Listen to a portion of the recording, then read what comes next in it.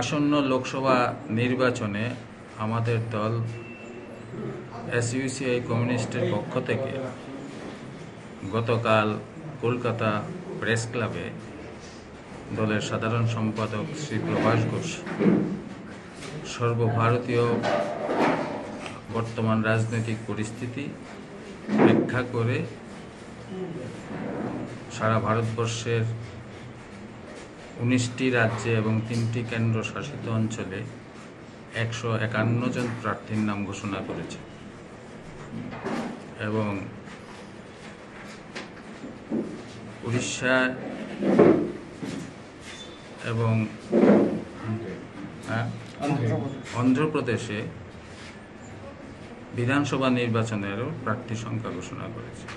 এই উদ্দেশ্যে আমরা এবারের 18তম লোকসভা নির্বাচনে আমরা 151টি আসনে সারা ভারতবর্ষে লড়াই করছি। ত্রিপুরা রাজ্য পশ্চিম আসনে আমরা প্রার্থী দিচ্ছি। পশ্চিম আসনে আমাদের দল এসইউসিআই কমিউনিস্ট অরুণ কুমার ভৌমিককে মনোনীত করেছে।